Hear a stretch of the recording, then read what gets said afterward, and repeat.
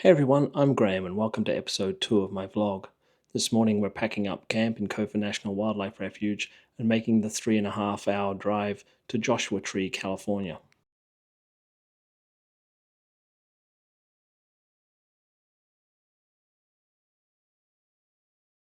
Let's hit the road.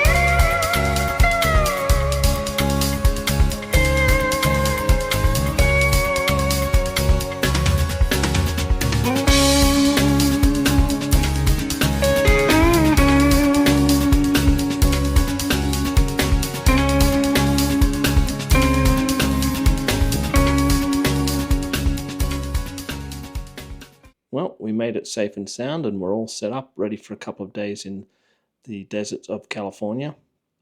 It's now time to take Halsey on her evening walk, and I'll give you a bit of a backstory about how I came to be living a life of travel. Living the nomadic lifestyle's been something I've wanted to do for a long time. Working in IT allowed me to do that. I wanted to do it a few years ago, and I'd bought myself an RV and I was kind of all set and ready to do it. And a couple of things happened. Stuff going on with my job changed, and then also I realized the RV wasn't what I wanted to do.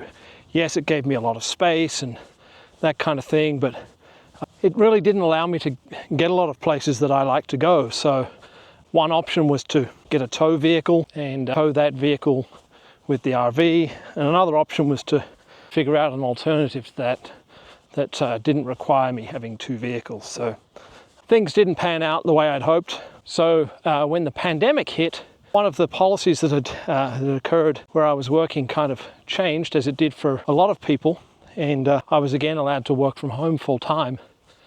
I took that opportunity once the restrictions on movement started to drop. I took that as an opportunity to load up my Jeep and head off to Colorado. And I spent probably the first 12 months mostly staying in Airbnbs.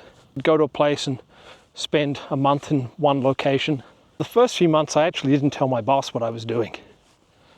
It wasn't until probably about 3 or 4 months into it where I said to him, I told him I was in Louisiana. It was just around the time I got my notification that I had some skin cancer, which I needed surgery on. But so I told him what I was doing and asked if it was okay if I continued doing that, and he was fine with it. He said, as long as you're getting your work done and showing up for meetings and all those things, he didn't have a problem with it. So that's pretty much how it came about. I've always traveled a lot more than I had, and thoroughly enjoy photography and landscape photography in particular, and really wanted to be able to go and visit a lot of places, but not just for a couple of days during a vacation and things like that. I really wanted to be able to get into some different places and spend longer times in locations, because it's not always the case that you go somewhere and weather conditions are not right for whatever type of photography you're wanting to do and that kind of thing. So it's very hard to do landscape photography trips where you're just in one place for a few days and you're really at the whim of the weather and whether it's going to cooperate and do the things that you want it to do. So being able to stay in one place for longer periods of time allows me to hang around for longer if weather conditions aren't right. I'm able to just stay in one place until they change and I can get the photos that I want, and then I can move on. So that's pretty much it. Got lucky in that I have a job that allows me to work from anywhere and have a boss that was cool with me doing that, and it's been amazing. It'll be 3 years in October this year, and I'm really not thinking about stopping anytime soon, although I am looking at buying some land somewhere. There's a few places I've been looking. In Oregon, I'm looking around the Klamath Falls area. Land's pretty cheap out there. It's got a good access to the mountains and forests of in the ocean too, of Oregon, and then it's not too terribly far from Yosemite National Park. It's probably about a 4-hour drive, I guess, from Yosemite National Park. And it's also close to the deserts of Oregon too. A lot of people don't realize there's actually quite a lot of desert in Oregon. So lots of different landscapes to explore, lots of different weather conditions. So that's one draw. Another one is around the Alamosa area. That's in Colorado. It's in a big valley surrounded by mountains, some of them 14,000 foot mountains like Mount Blanca. So I'm looking in that area as well. Mostly for the mountains there. I can travel south and get to the deserts of New Mexico pretty easily from there. There's a town called Taos, which I also wouldn't mind finding somewhere around that area as well. That's in northern New Mexico, not too far from the Colorado-New Mexico border. And then the other place is Arizona, the northern part of Arizona. So I'm up on some elevation, so it's not really high temperatures of summer. And it's pretty easy to escape from there for winter if I want to get away from the snow that's pretty common in the higher elevations in Arizona in winter too. So they're the main places I'm looking at buying some property. I just want to build a small cabin. I've realized in all this travel, I don't need a big house. I don't need a house that's 3 or 4 bedrooms with a massive kitchen and all the things that go along with that. I just need something very simple, and then I can use that as a home base and travel from wherever that is and go and explore just as I have been the last 3 years. So that's kind of where we're at. So as I was saying earlier, I started out spending a lot of time in Airbnbs, and that was pretty good. There were a few times where I found myself staying somewhere I didn't necessarily, not necessarily feel comfortable in, but I don't know, I wasn't able to relax and kind of just live my life, particularly when I was sharing a place with other people. It wasn't always the best. Also met some amazing people staying in Airbnbs as well. It's not to knock Airbnb, it's just that it wasn't always the right answer for me. So after doing the Airbnb thing for a while, I decided I wanted to kind of transition to spending more time in the outdoors, and that's kind of when I transitioned to using a tent. I ended up getting myself a big, they call them an instant tent. It was actually really big. I think it could sleep 8 people, and I basically wanted something that gave me a lot of room, where I could have somewhere where I could have a good comfortable bed and a place to work and all that kind of stuff, where I would be inside. And that worked pretty well for me. Although while I was out here in Joshua Tree the first time, this area is really known for very strong winds, and we went for probably 3 days where it was constantly blowing about 30 miles an hour with gusts up to 50 and 60 miles an hour, and it actually caused some damage to that tent, and I hadn't had it for too terribly long. I limped along with that tent for a while I reassessed the situation and kind of what I wanted to do going forward, whether I wanted to continue doing a tent or find a small trailer. Just wasn't really sure how I was going to do that. So I kept tenting along for a while. Then I came across a tent company called Spring Bar. And one of the things that I was really interested in doing was camping in winter. And this Spring Bar canvas tent made in Salt Lake City, absolutely beautifully made, which would allow you to have a wood burning stove inside, So you could get really comfortable in the winter when the snowstorms hit and it gets really cold. You can hunker down in that and stay very warm and comfortable. So I bought myself one of those. At the same time, or around the same time as that, I also bought a trailer that I was turning into an overland trailer that I could store all my gear, because I'd kind of amassed quite a bit of gear to kind of make myself more at home on the road. And that trailer had a kitchen built into it and some big drawer slides at the back, which would allow me to get access to gear that's stored deeper away in the trailer. That was fantastic. I really loved having the trailer and the canvas tent. A couple of drawbacks with that setup was, while the tent set up pretty quickly, just like the tent I'd had previously, it was very heavy being canvas. It was also a big tent too. And it took quite a while to pack up. So you're moving fairly regularly. You might be in the same area, but you might move 3 or 4 times over a month period. A lot of the places you can boondock, you're only allowed to stay 14 days at a time.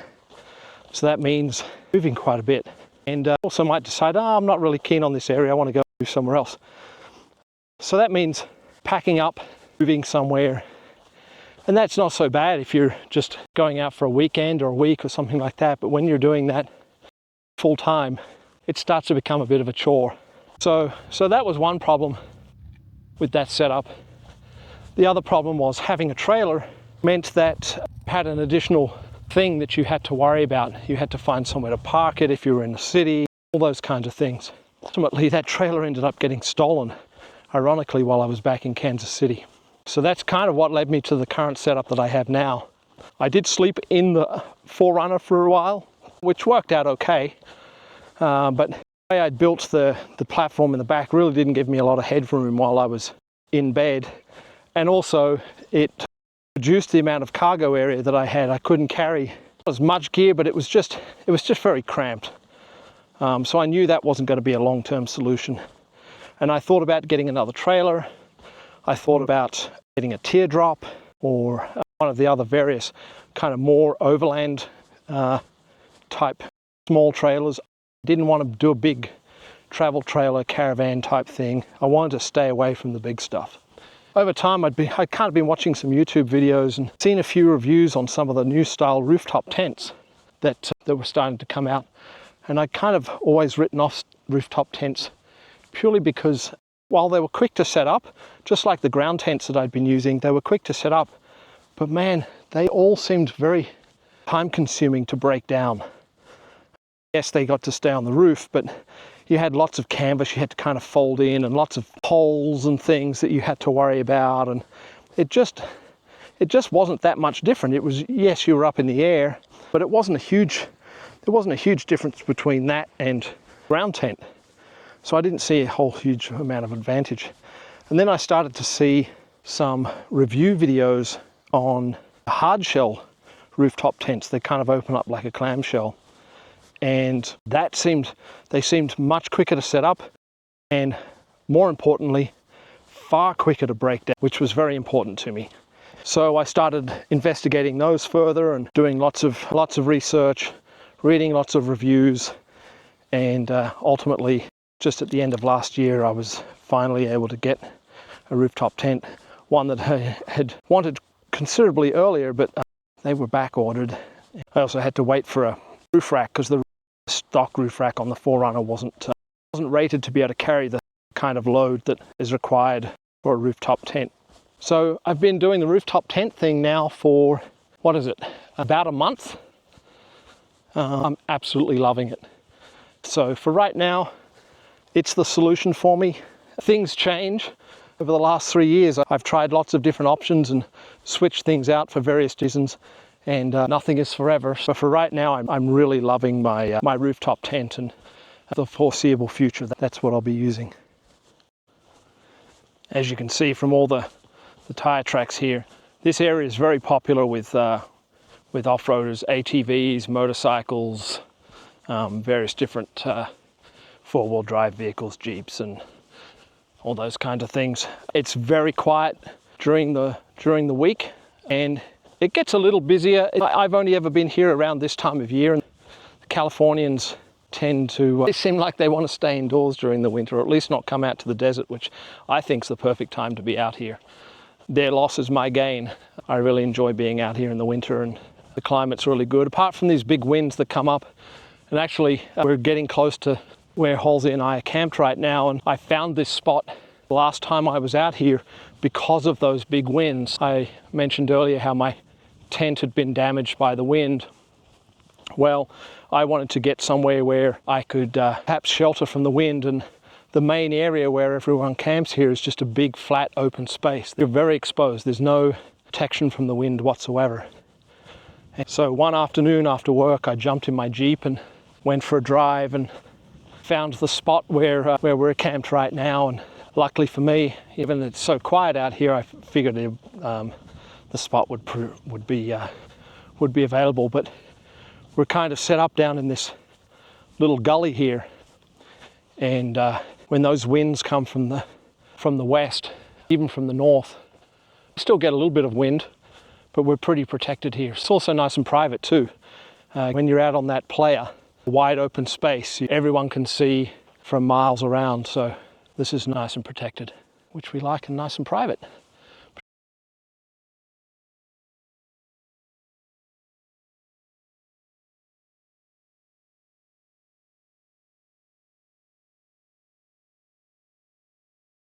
But anyway, so yeah, this is our little campsite. Obviously when it rains, this turns into a bit of a creek. So we do have to watch the weather, which we would anyway.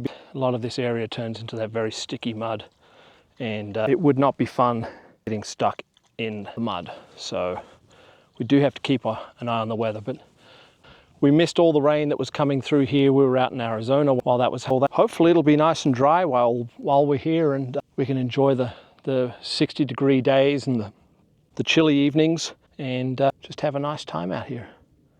It's time for us to get our dinner. It's only 5 o'clock here, but one of the things that I've attained doing while I'm traveling, doesn't matter which time zone I'm in, I always work Central Time Zone so that I'm able to attend meetings. I'm available for co-workers who may need to bounce ideas off me, and same for me, you know, working with them as well. If I need some help with something, it just makes things easier for everybody if I keep working Central Time Zone. No one's confused. Oh, what time zone's Graham in this week? So keep working Central Time Zone. But it means when I'm out in the Pacific Time Zone, it means my day starts at 6 o'clock in the morning. So the alarm goes off early, and that means I go to bed early. So we have dinner early, and we climb into bed pretty early, and maybe enjoy a TV show or a movie or something like that, and then call it a night pretty early.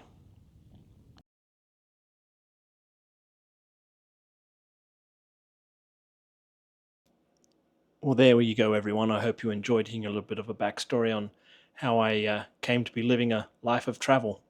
Don't forget to like and subscribe so you can keep following along. Until next time.